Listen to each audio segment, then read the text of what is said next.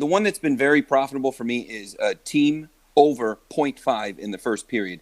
These games have been low scoring, and the first periods have been low scoring. So these 0.5 overs for an individual team are usually minus 110. That's very little juice to give up. So unlike yesterday's game, yesterday I thought very much that the Islanders were going to keep it alive and force a Game 7. And the Islanders are just really good in Game 6 situations the last couple of years, and this is a great experienced Cup-winning coach. But looking at this game tonight, Montreal against Vegas, I don't think we're going to see a Game 6 or a Game 7.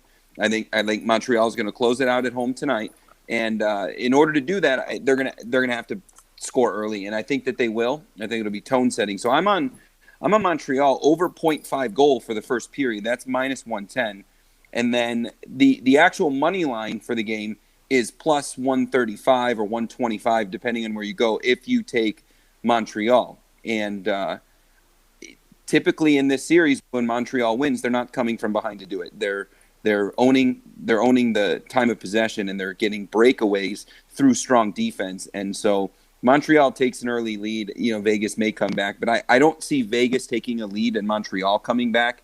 That won't work. So I'm taking the money line now while there's value on it for Montreal.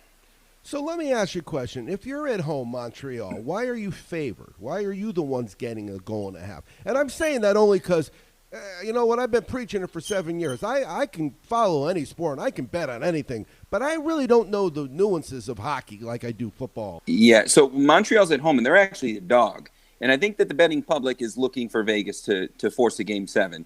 Vegas has got a deep roster, and at this point, they've been in this spotlight a couple years in a row now. But there's a big advantage at home with these line changes. If you watched this game last night, very experienced coach, he was just toying with Tampa and the way that he had his line set up for the faceoff, particularly in the second period. In the second period, your bench is a little bit further away, so those attacking zone home team faceoffs, they can put the matchup they want, and it takes the visiting team longer to switch out of an unfavorable matchup. Their guy has to skate a little bit further to get to the bench.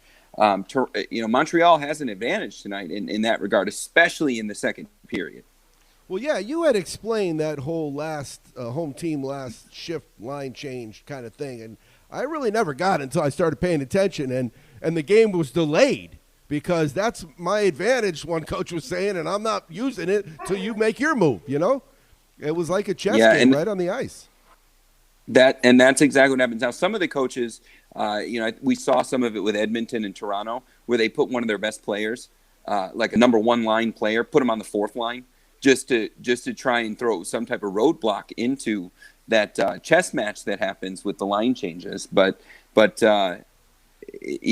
home ice is very valuable, probably more so in the NHL, far beyond the crowd noise than in any other sport. Last night, going 7-1 in that Islanders game, I said it before the game. I said I like the Islanders money line, and when they go down, I'm taking them again. And if they go down after that, I'm taking them again. And we did that. And then we jumped on the Islanders over 1.5, and then we jumped on the Islanders. To start the game, it was plus 135. Then we got them at plus 245. Then when they were down by 2, we turned around and got on the Islanders again at plus 480. And then what happens? The Islanders won the game, and they won the game outright. And so that was 7 cashes. No, here's the thing: when you're watching hockey and you got a ticket that says plus 2.5, and I had multiple tickets that said plus 2.5, and multiple tickets that said plus 1.5, plus 1.5, and they're down 2-0. You're a little nervous. They're down 2-1. It's not as much. When they tie it up, that 2.5 looks like gold, doesn't it? We said if they go down, we're jumping on them again, and they did, and we stuck to it, and cash.